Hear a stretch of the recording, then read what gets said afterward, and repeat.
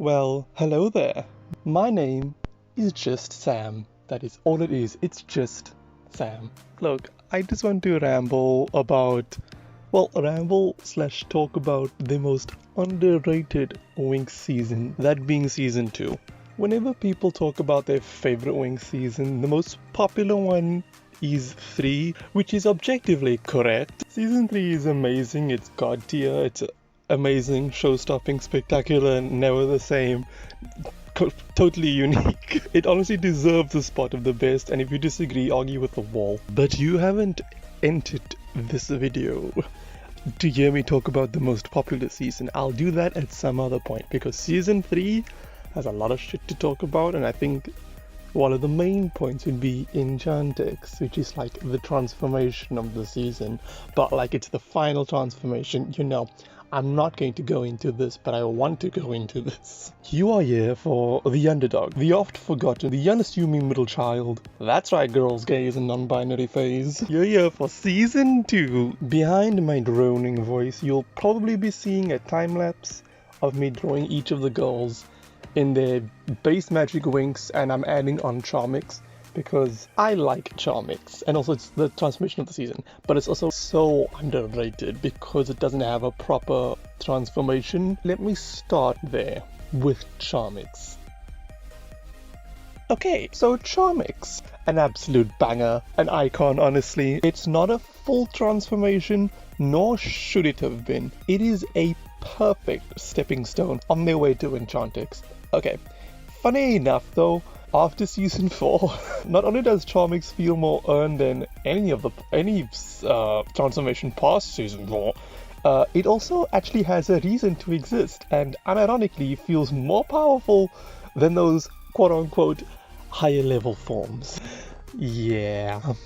From time to time, I will be ragging on the show after season 4, and I am not apologizing. Anyways, Charmix is earned when a fairy overcomes a fear or personal flaw.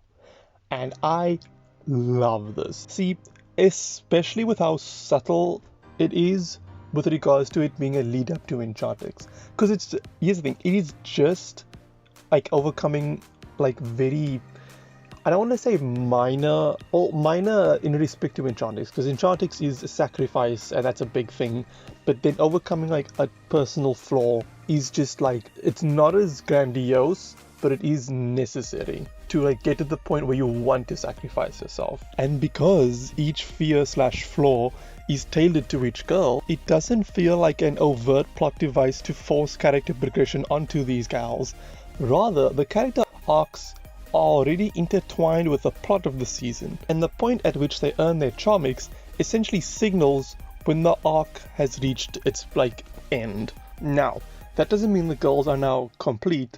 Rather, we actually see the aftermath of that. Like, granted, it is in the last 5-6 episodes. It's closer to the end. But the thing is, we still see the aftermath of that, which isn't something you normally see in shows. Like, usually a character arc will wrap up at the very end of the season and will only, if at all, be addressed in the following season.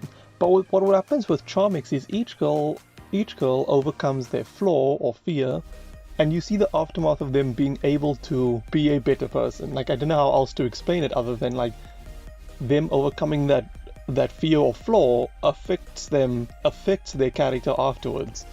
For instance, Tekna is a lot more open with Timmy after she earns her Charmix. See, her whole shtick this season was to do with Timmy and how much she wanted him to have more of a backbone. But this was her being sort of not understanding why he is the way he is, and she actually says it well enough herself, where she's like, I judged you by surface data, and it's like, oh, that's so cute, because it's like a tech thing. Like, I know those jokes are overplayed, but it's still kind of funny. Like, she wanted him to be more open with her about his feelings and how he felt about her. Sort of like a man must do the. She starts perceiving him as a coward and gets more and more annoyed with him until she's distinctly proven wrong when she sees how, even though he doesn't present as physically strong, at least in the story, he's a tactician and is able to be useful and brave in his own right. Like, Tekna isn't very good with emotions, so her learning how to empathize with Timmy and understanding him and his role is quite significant. Like, in fact, right before she earns her Charmix, she's confessing to Timmy how she's been feeling and admitting she was wrong. And to me, this is a powerful scene because she starts crying, which is not something she does often. And the show doesn't do crying a lot. The only time I can really think is season 4. I guess crying happens in other places, but like effective crying, I mean. And it's in that moment where she confesses her feelings and admits her wrong and learns from it. That's at that moment where she earns her Charmix, because that was her personal flaw. Like, it's so good.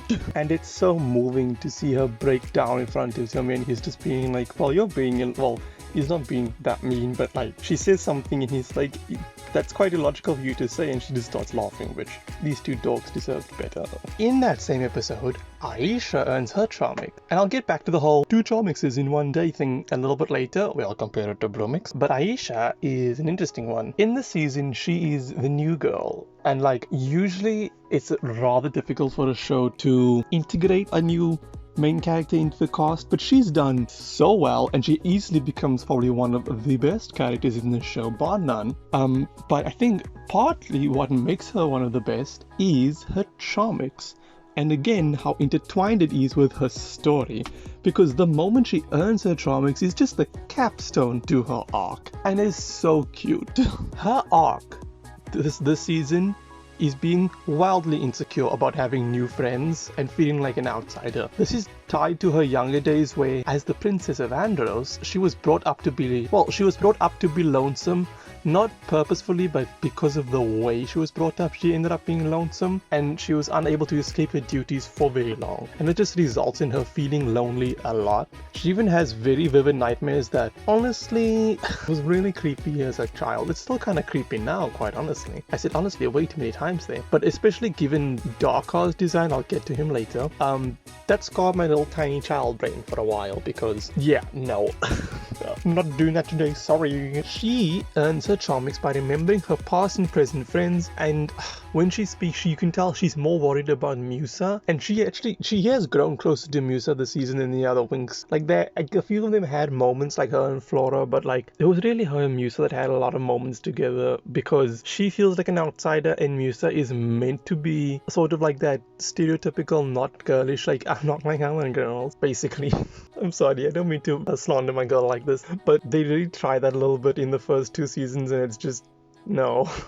I'm glad they don't go too into it, but it's funny. So they have a very close bond, and in the moment where Aisha earns her Charmix, she's like, Musa's in trouble and I'm just stuck in my fears, and she overcomes her fear of being alone, quite literally, by remembering her friends. It's rather poetic. Remember when the show was good? It's basically her proving to herself that she's worthy of friendships and she must be strong for them because they'll be strong for her. And it's just, I love it so much. But like, it's a double-edged sword because I love Aisha's character in the first few seasons, but then as the show goes on into its fanfic era, i.e. season 5 onward, because it's about as good as most bad fanfiction. Like, I like fanfic, but they are bad fanfics, and that's what season 5 upwards is. But they sort of put all the girls into a stereotype, but Aisha specifically gets this like no-nonsense, sassy, hot-headed girl boss, like hot-headed black girl, which I don't really like, because that's not the Aisha I know and love. This is my Aisha, the one that was able to overcome her personal flaw, and the one that actually had a character that was unique, yet still strong, because you can be emotional and strong. What a concept! She's also so like painfully relatable, like most of them can be, but hers is specifically like a pain that I know, because feeling like an outsider in a group of friends is something I know all too well. And honestly, seeing her able to accept her new friends into her life is heartwarming and low-key kind of needed. Anyways, I actually have written here that I'm not going to go into deep with each of the girls' Charmix earning, and I'll gloss over each of them. I feel like I just explained all of them in this script, so that's nice. Anyways, Stella earns her after comforting Aisha, because they had like a little spat beforehand. It's hard to explain this without explaining the whole that subplot of the episode. But here's the thing, basically what's been happening this season is because Aisha is the new girl, Stella hasn't been jealous of her as much as she is the most, I guess the most insensitive of the girls, or the most brash. Because there's a few times she said, well, not a few, there's one time she says, in the beginning of the season where she says, the 5 of us will do like one big conversion spell, and that specifically excludes Aisha, and the other girls rightfully call her out on it, and she's like, oh, it was just a mistake, but like she doesn't understand how much that affects Aisha. And it's actually really cool because this ties in with Aisha's Charmix and her insecurities, but Stella earning hers by being empathetic and comforting Aisha. Even like this is where she learns to be a bit more level-headed and especially a bit more empathetic. This is her personal flaw. And then we have Musa, pretty much my least favorite Charmix. I'm sorry, girl, I love you, but I hate your Charmix. I don't hate it. It's better than anything that comes after season 5. Well, comes after season 4, which includes season 5. Which, yes, you are gonna hear that a lot, and it sounds like a blanket statement, which it is, but also it's correct. But yeah, hers revolves around Riven, and he's trash. I hate this man. Who allowed this man into the show? Like in the beginning, he wasn't, unlike with the other guys, he wasn't even good in the beginning. In the earlier seasons, he's just trash. Like he's very much a stereotypical like bad boy, but like it just comes off as misogynistic and annoying and rude, and I'm just like, shut the fuck up. Like, stop. Don't involve yourself in the story. Die.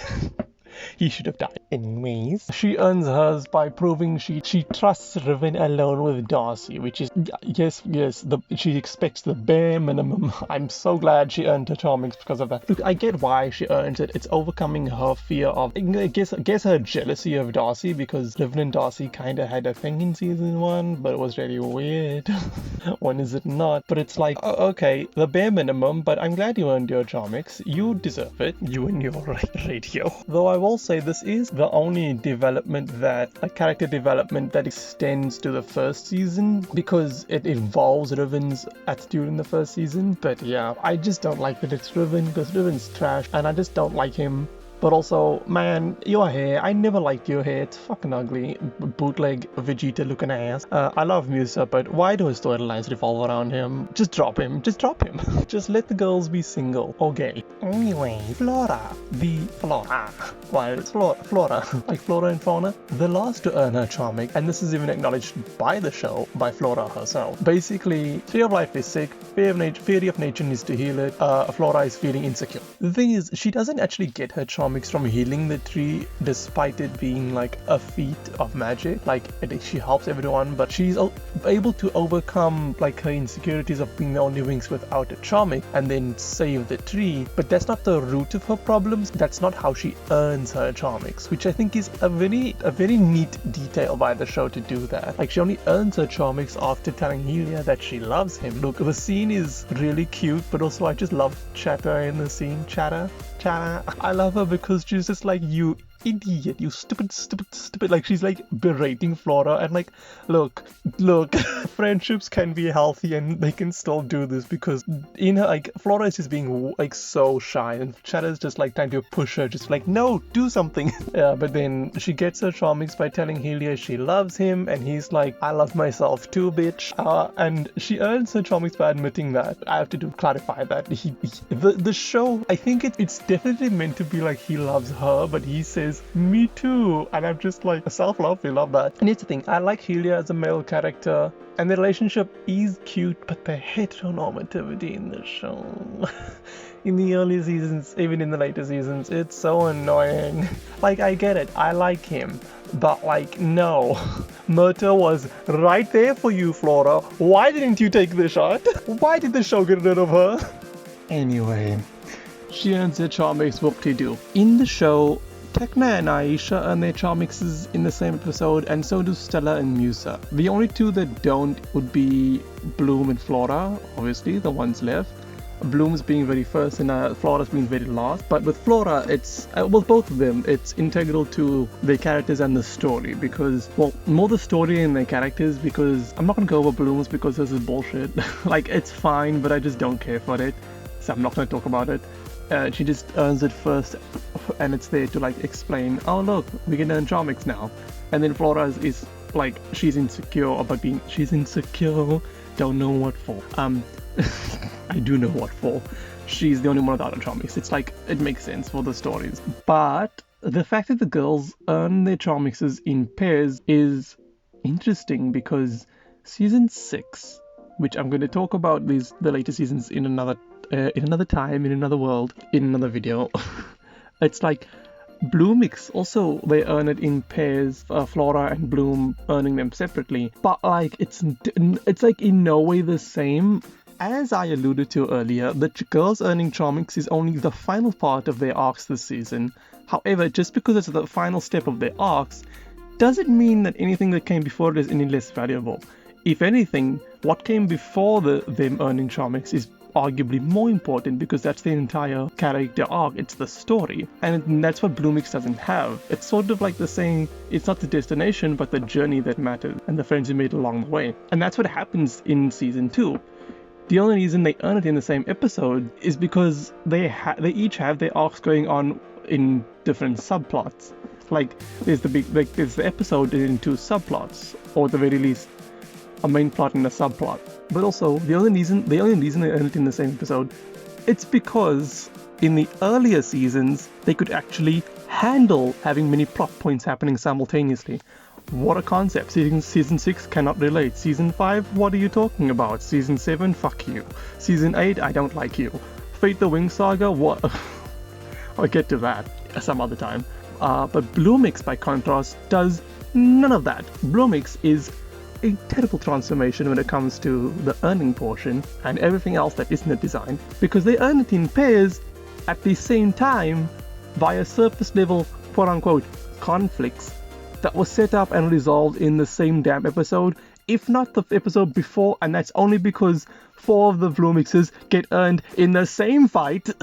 Oh no, I have to stop feeling angry. Anyways, they weren't even that good, and that goes without saying. Like, in fact, there were nothing plot lines. There was nothing happening with any of them. Like, Flora saved, like, Melee again. She can handle herself, she has wings. Bloom, like, fell into fire, but that's because Bloom's special goal she has to earn last. She didn't even need Bloomix. And then the others are so pointless. They're contrived, and like nothing in the season up to that point felt like it was leading to that, because they happen in the beginning of the season. They don't have time for an arc. They don't even have arcs this season, to be fair. Charmix only comes in the end because that's when the character arcs come to a head and where they actually become new people, but they grow as people, because at that point they actually learned from their whole character arc that happened in the entirety of the whole season. That's the reason that Charmix comes last, but also the reasons why Charmix is earned in the same. So many Charmixes are earned in the same episode, like 2 in 1, because they don't need whole episodes to explore their conflicts because they've been exploring it the entire season. I am getting increasingly angry. And Bloom's Charmix exists. I'm going to move on. Gotta be honest, whenever I remember these gals, these bitches, I always think they're more annoying than they actually are in the earlier seasons. Like, they're not that bad. I just don't like when they're the main focus of like a scene, because, I mean, no, with the only exception being Pixie Village, but even then, don't do it too long. I find them a little bit stale and boring. But yeah, the Pixies are full-blown characters with their own personalities, which is nice. We love to see it. I still skip some scenes when it's just them, but they're cool. They're really good side characters. None of the girls have siblings except for Flora and Melee, which we only meet in the next season. Like, it's actually an interesting dynamic. I'm surprised that the girls don't have more siblings though. That would have been interesting. But yeah, in this season, each Winx gets their own bonded pixie, and they're fine. The bonding is fine. I feel like a few of them bond too quickly. Well, quickly in the sense of like quick succession. I know they're meant to bond quickly, but yeah, it's small nitpick. But yeah, what I like about each pixie though is their personalities, like either perfectly supplement their bonded fairy, for example Techna and Digit, or entirely complementary like Flora and Chara, which I mentioned earlier. And in both cases, the pixies manage to evolve the Winx personalities and characters just by bouncing off them. which can't be said for later seasons. Like, yeah, they can be a little bit cluttery, but they aren't involved in absolutely everything the Winx do every episode, so it's not annoying. Season 6, who you can't relate. Their powers are rather random in my opinion. They work, but they just seem completely divorced from the main girl's Winx magic in general, which honestly I like more than if they just were the same, had the same magical power as their fairy, because it would be very it would be very convenient. Like, Locket is the pixie of portals and locks, which, okay, like, oh no, is it passages or something like that? But yeah, it's random, but like it's used quite well. Amore is love. Ha, get it? Because amore is, the word amore means love in Italian. So original, so creative. Yeah. Chatter is gossip. That's actually quite a fine name. Tune is etiquette and manners, and Digit is nanotechnology, which, yes, it's basically Techno's powers, but on a small scale.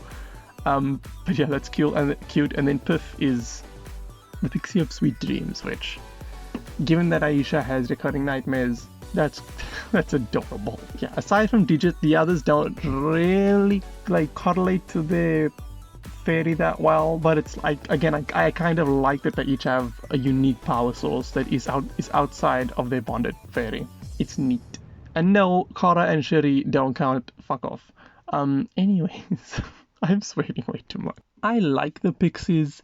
I don't love them, but they're cool. My favorite's probably Amore, probably because I see myself in her a lot more than the others. Maybe Chatter as well, but she's a bit too talky. And I think she fits really well with Stella's interesting personality. I adore that mushy shit. If anyone's watching this, have any of you watched the Cinderella series? Like the series Cinderella? It's a fun watch. It's not like a cartoon, like a good cartoon like Tangled the series or like The Owl House or Amphibia. It's not that, but it's still a really fun watch. And I think Cinderella, like this story, is really conducive to like a series because you get to know the prince more. Anyway, the Pixies actually have a really good introduction as well to the series, because it's not just, oh yes, Pixies, oh yes, fairies. They come alongside Aisha, who really has a pre-existing relationship with them, but then also both the Pixies and Aisha have a pre-existing relationship to Darka, which is the main villain of the series, of the season. And the series jumps right into action and establishes that main threat immediately, and it's done really well. This is what I call, also what we in the business call a segue, which this is not good. This is not good at all, but I didn't know how else to bring up a Daddy Darka. So, on to him. Although he's a great villain this season, like, Darka is the single most underutilized being in this godforsaken series, especially given that Season 8 brings back Valtor instead of him. Now look, I don't like Season 8, I don't like they bring back Valtor, and honestly if they brought back Darka, I wouldn't like him either. However, I would like him more than Valtor, and I'm not going to go too into it here, but the newer seasons are just so painfully obvious cash grabs, plus awful kid show fodder, that I will continue to bring them up and insult them just to prove a point, and because I'm a salty bitch. Anyway, bringing back Valtor only makes sense if you consider that fact, as well as the fact that he's the most iconic villain of the series. Like, they really tried to bait in older fans to make money because the series was failing at that point. Honestly, it's still afforded like a little balloon as it is, but honestly it failed to do anything interesting with him, and quite honestly good writing could compensate for like a lot of the show's downfalls, like pitfalls in that season. Like season 8 isn't as bad as season 7 or 6, but it's like it still just falls flat, and I still don't like the animation. Like yes, one of the main issues is they whitewash Flora and Aisha, but also just the animation, it doesn't look good, especially because the puppet animation wasn't looking good anyway. But yeah, the good writing could have compensated for like the obvious milking of the series' best villain, and his Valtor is still the best villain despite me really liking Darka. Again, it's the season 3, season 2 dynamic where it's like season 3 is so good that no one talks about season 2, even though season 2 is so, oh my god. But the thing is, if they actually wanted to create an interesting story and they cared that involves bringing back an old villain, it should have been Lord Darka, because Well, yes, he is technically killed at the end of season 2. So is Valtor at the end of season 3, and Valtor's death is, surprise, surprise, more explicit, honestly. And also, Darker is the Shadow Phoenix, right? You know, the exact opposite of the Dragon Flame, like the shadow version, the dark version of the Dragon Flame. So how can he die against fucking Charmix? Like, look, I love Charmix, but it's a booster that every fairy gets rather easily. Well, not easily, but you have to come to a personal flaw, but it's relatively to Enchantix, it's rather easy. And I'm not saying Charmix is weak or anything. I love Charmix. It's far from weak, but seriously, he's supposed to match the Dragon Flame in terms of like dark power. And like the 3 ancient witches, you know, the incredibly evil witches, they defeat a magical adventure after they earn Enchantix, and technically they have beliefs, but it's Enchantix. Like, the reason for Domino's demise, yeah, they worked under him. How is he less powerful than them? How is he defeated by Charmix? Also, a theme in this season and a magical adventure is a balance in the order of the world with good and bad. So it's like, wouldn't killing Lord Darker bring disorder because of this imbalance? Like, if you get rid of the darkness and you only have light, that's an imbalance. And it's set. The thing is, that sets him up so well to come back in a later season. But no, it has to be Valtor because he's the most iconic. And look, I love him, but like, it should have been Darker story-wise. I will die on this hill, and you can argue with the wall. Let me rein myself in. Let me actually talk about Lord Daddy Darker. Now, as I mentioned, he is the Shadow Phoenix, and his goal throughout the season is to gather the codexes to open a portal to the Relics, which is a realm where he can then take the Dragon Flame out of bloom, like suck it out of bloom, merge it with himself, and become an all-powerful being by using both together to get them ultimate power. I will say this doesn't come back, which is also another missed opportunity. I'm not going to get more angry. I'm not even going to lie. But yeah, so there are stakes in this. And this thing, design-wise, he's the best villain hands down, including Valtor. Like, Valtor's design is good, but for a different reason. Like, Darker is just, as a villain design, it's terrifying. Like, he's legitimately scary, which is not something you can really say for the other villains, especially past season 4. I'm sorry I keep saying that.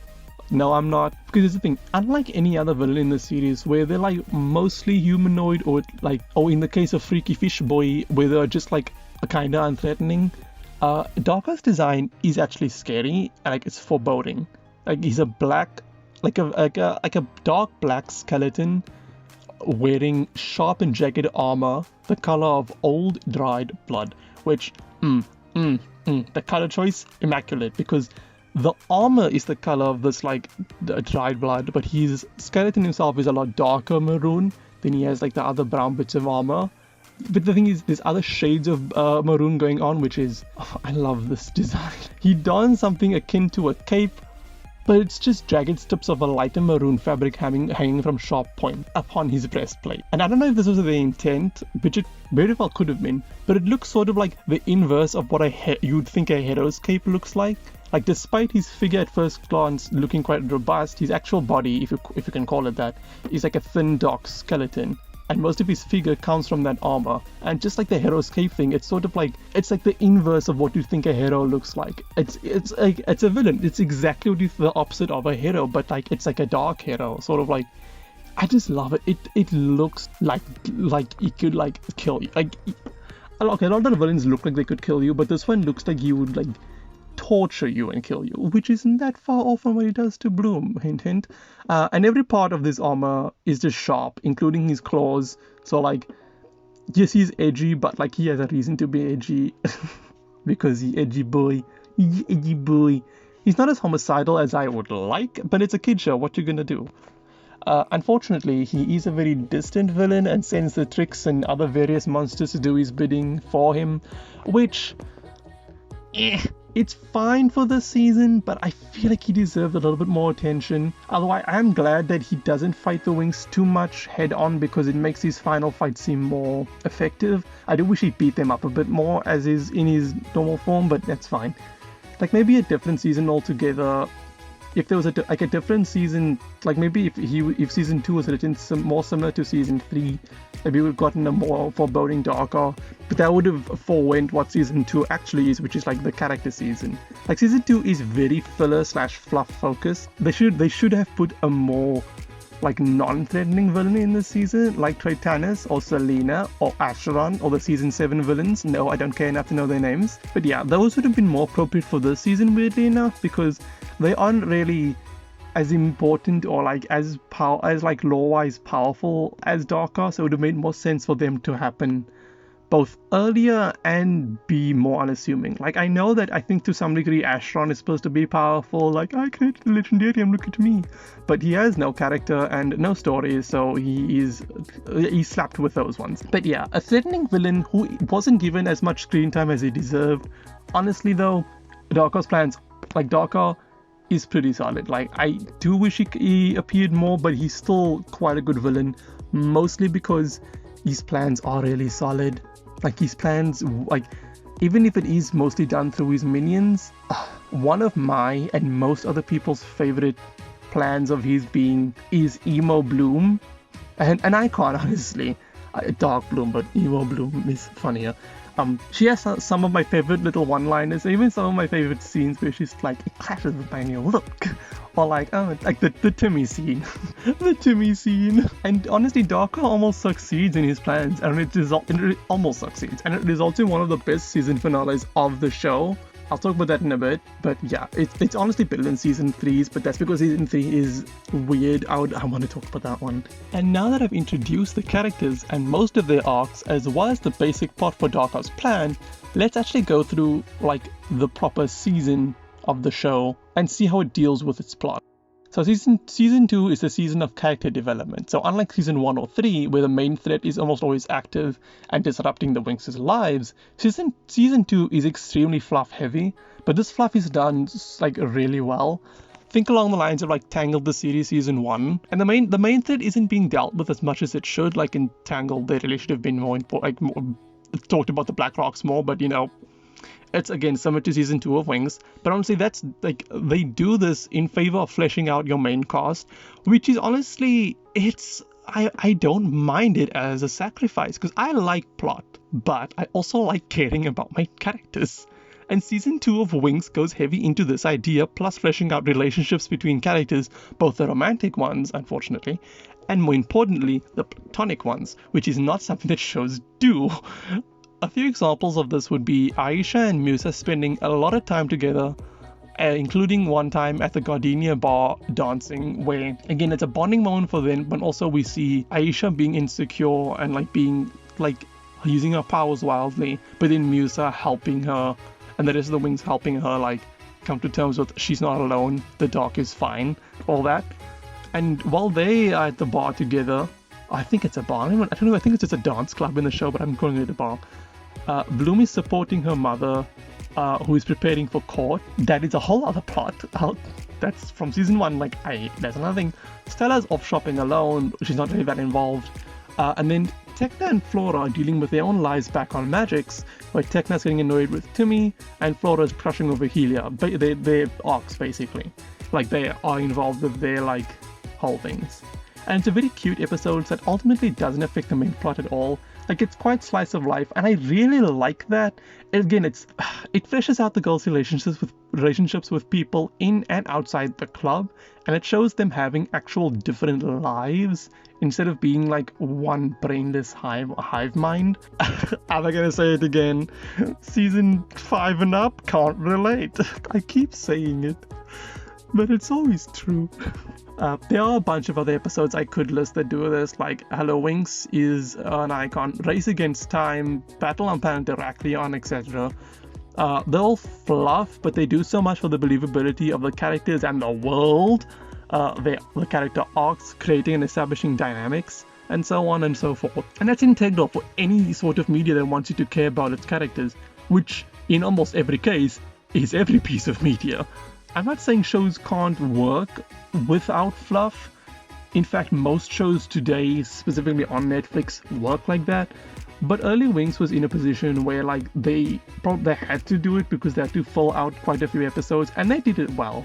And it's partially why like Fate the Cancelled saga flopped so hard, because like it didn't do any of that. It did nothing to make the relationships believable. It was just a terrible show. Like I want to talk about that because that is I love that show got cancelled. I'm sorry, I know it got cancelled for like Netflix being stupid, but like what an awful show. It deserved to be cancelled because it was just such a train wreck. Jumping forward to the finale, and by that I mean the last few episodes, because a good show tends to have a good lead up to its finale, to the point where it's hard to talk about the last episode without bringing up the previous few. But yeah, jumping forward to that, the finale starts, or at least where I consider it starting, at episode 24. The only reason I don't start with episode 23 as the finale, or I don't consider it, is because, well, one, Flora's arc ends here and she earns Charmix, and two, the kidnapping of Bloom happens closer to the end, to the point where it feels more like setup for the finale rather than the beginnings of the finale altogether. Episode 24 kicks off with everyone alerted and plotting to save Bloom, including the Pixies, who, despite having past trauma associated with Darkar's lair, are roaring to save Bloom, which is, I mean, it makes sense, and due to the specialist ships being too big to go underground, Sky, Brandon, and Aisha go to request help from the Princess Amencia of Downland. I adore that this comes back from not only the episodes where the Winx were down there, but also within the season when Icy challenged the princess, when Icy was chasing a pixie who had a codex, and then the pixie went to Downland, and then Icy was like, who's this bitch? And then she fought Princess Amencia. It's actually a really good setup. Well, it's good setup, but also it's good integration of the world, because Princess Amencia doesn't really have a reason to rally with the Winx, because like Downland is almost completely separate from the upper parts of the world, which Uplanders as they call them. So giving Princess Amencia a motivation via Icy was actually a really good way to integrate her into to give her motivation, basically. And while all that is going on, we do cut back to the professors, and we learn why Farrakhan is enjoying them despite Darker being this like malevolent force they need to like defeat. And we see that she has reasons, and she's preparing something for behind the scenes, and we don't come back to that a little bit later. Meanwhile, while all of that's going on, Darkar is preparing the final part of his plan to like spell Bloom and turn her completely into Dark Bloom or Emo Bloom. This is great for like a few reasons. One being it means he's not just sitting around and waiting to be attacked. Like him having to turn Bloom into Dark Bloom takes some time, which is like really cool. And two, hear me out, it's actually kind of fucked because the show doesn't tend to shy away from dark topics. I think this season shows that quite a bit with Aisha, but the teacher-student relationship with Darkar's minion set up with Bloom, it's a bit uncomfortable, not going to lie. Darkar himself is just he's a little uncomfortable. I don't like it. They obviously don't do anything like untoward, like so bad that it's like basically they don't do anything so overt with the themes that it'll get an 18+ rating or like a 13+ rating at the very least. It's like they obviously don't go that far because it's a kid's show, but the vibes are not immaculate. The vibes are not even pleasant. The vibes aren't even vibing. This thing, in fact, like he outright says that he wants to turn her into his consort because she's the custodian of the dragon flame and Dark Bloom is the natural consort of the Shadow Phoenix. This is an interesting choice of words because I don't know how anyone else takes the word consort. Maybe it's just me, but when I think of consort, I do think of a wife. Like, here's the definition that I think of that's on Google.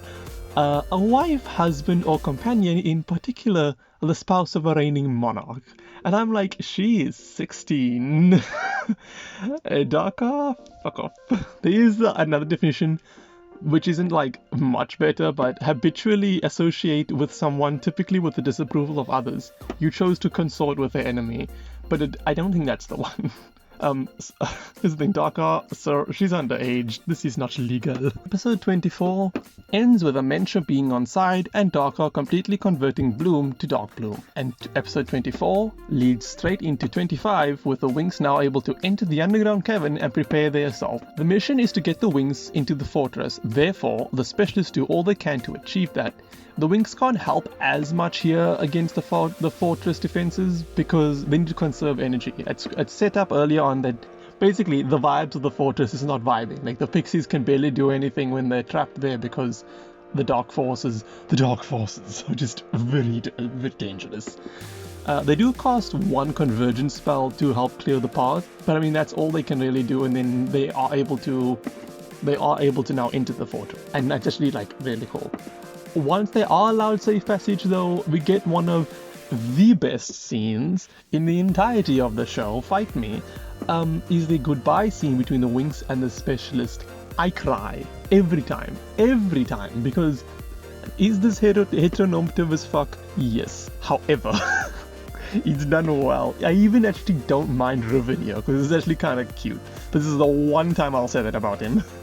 Because he says, like, all I want you to say is that you'll come back. And then I actually do like that Sky and Aisha.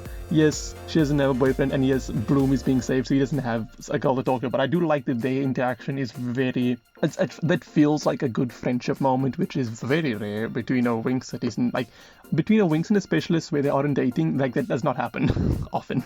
Anyways, they need to split so the specialists kind of hold back the monsters. Cool. And now we move on to the infiltration. Now after a short walk, or fly, the girls immediately are attacked by Darka's strongest monster, and it's immune to magic almost completely. But this is where our homegirl Faragonda comes in clutch. Her, Professor Griffin, and Kodatora, I don't really care about this man, but he exists, they teleport in and shield the monster so he's stuck. And this is where episode 25 ends.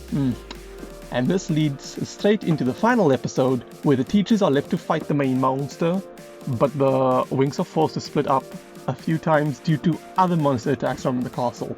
This specific monster attack, they all run, and the professors fight it. And I actually kind of like this fight. It happens like throughout a few scenes, but basically because it's immune to magic, both Faragonda and Griffin immediately when they learn this, they're like, okay, give strength and speed to the martial character basically, and they're like, ha ha, they beat him. I like when characters have a brain. It's really nice, especially if it's two characters and two brains. Anyways, the Winx, they are forced to split twice, and the first time is with Tekna and Digit. I think I didn't actually pay attention to the pixies. I didn't actually write that. Oh, I put Digit here at least. Yeah, Tekna and Digit split, and again, I like that they called as to why it's like, we all can't fight them because we have to conserve power, let me do it alone, holding them back. Tekna's is fine. She uses Firewall, cool spell, but yeah, nothing special. The second split is the one I really like. The second split is with Flora and Musa. Aisha does offer to stay behind with Musa instead, but Flora, and I like this, she echoes Faragonda's words from the very first few episodes of the season. She says that Aisha knows the fortress and has to go and lead the rest of the party, and Stella, being a fairy who deals in light, is strong against the shadow forces. So she's like, you two girl, you are the best to go on this mission. And obviously Musa agrees. And I like this a lot because in the beginning, both her and Musa felt like, they felt sort of like inferior Winx because they couldn't be used, they couldn't have a use on this mission. But it's cool because it shows that the Winx are different and they all have different abilities and are better in certain places than others. And I love that it's Flora because I have always seen her sort of like the most rational of the group. Like she's the group mom. The show doesn't play into that. And again, I keep saying it, but after season 4, they really don't do that. Yeah, I love that they bring that lessons back. It also shows like a nice character arc, which is rare. Another small thing, Flora is an absolute queen here. I love this bitch. Tekna and everyone else is able to find the rest of the Winx, simply because she used some like magical origami she learned from Helia to commune with him, which is like, yes, bitch. Like, you look, again. If you are going to know the heteronormative route, I'd rather do it like this way. It's actually done right. Then Stella, Aisha, and the rest of the pixies, as well as the random other 4 pixies that had the copy of the codex. They unlock the puzzle and Stella solves it. Love that. Fashion sense is a vital skill after all. And then jumping forward to the final standoff, Sky is able to bring Bloom out of her Darkroom state by giving a saddened but heartfelt speech, and I really like this speech. It's one of the few times I actually believe the relationship. Well, not one of the few. I do like the relationship in the early seasons. It's actually one of like the best scenes. Like, it's really cool, and it does sort of call back to that first scene where like they didn't get their goodbyes. So it's kind of that. It's kind of a continuation of that. And honestly, it's his crying that sold it to me. Honestly, he's crying. Honestly, it's his crying that sold it to me. Before Darko can attack again, Faragonda, Griffin, and Kurotora finally join in and help the specialist shield the Winx whilst they perform a Charmix-powered conversion spell. Now listen, I know that these things are not special in later seasons. Look, I get it, because they don't do jack shit with it in like... From season 4 and above, they tend to not do it. Like, they tend to not like make it seem like a big deal. But this is actually like such a moment because you feel like the energy, like you feel the girls feeling like they're ready to go with they're concentrating, and it's like you feel the power. And again, Charmix unironically feels more powerful than a lot of higher level forms because of this, because there's actual effort put behind it, despite it only being a booster available to every fairy. It's actually really sad for the show. It's fine. I'm fine. Really sold how epic this is, like this moment is, because of all the strife they went through to earn Charmix, and then still how to learn convergence power. Like, they actually take a while to learn how to converge it. As a show, the OG Winx Club did a bang-up job with its balancing, its character growth and plot. I would have liked to see Darko later on, but for what he was cool. I like him. And I love the finale so damn much, especially why I talked about it for so fucking long. It feels as epic as a finale should be. Like, why is this not the standard? It's arguably better than Season 3's finale, but the only reason I'd say that is because Season 3's finale, I think it's less epic because it's Bloom focused, but it works for Valtor's character, so I'm like, it's not that bad, but I just like this one more. I like Season 1's, but that's a whole other story. All in all, a great season with fewer fans than it deserves, and I obviously glossed over quite a few things and left out quite a few plot points, but if you're interested, you can go watch it yourself. It's on YouTube. I love this so much. Just a few things on the designs, or I guess the drawings I did of them. I am probably going to tag this as like a redesign. That's because like 3 of the 6 of them are technically redesigns. Aisha, Tekna, and Musa technically I got a redesign. I did change all of their hairs because as much as I like the OG hairs, especially in the earlier seasons, I do feel like I feel like they would have a more variety in their like repertoire. And yeah, Bloom is I think probably my least favorite drawing. She was the first one I did, but she doesn't change much at all. Like, even her hair is like very similar to her OG hair. So this is like not even glorified, it's just fan art. Like, I don't even mind that it's fan art, it's fine. Musa gets some of the best hair though in the show later on. Even if the show goes to shit afterwards, the design choices for Musa is always on point. And Stella probably, I go back and forth whether or not I want that weird thing on, like, ethereal skirt thing I've put on. I don't know. I really do like these designs a lot. Like, I really like the Magic Winx designs in general. Except Tekna's. I hate hers. I hate her OG one. It's ugly. I don't care who doesn't. Like, if you like it, fine. I hate it. I think that's why it's probably one of the ones that changed the most. I tried to make some of the parts look more holographic, but maybe that's just not in my skill set now. But yeah, she's probably one of my favorites. I also of the ones that didn't change, Flora's is probably the most accurate to actual design, just because I think she just has the best one. She is really pretty. Like, they really, like, honestly, probably one of her best looks. Okay, Enchantix is quite good, and Bloomix, but yeah, I think that's all I've got to say. This part wasn't scripted. The rest of this was scripted. Like, me talking about the drawings was not scripted, so, bye.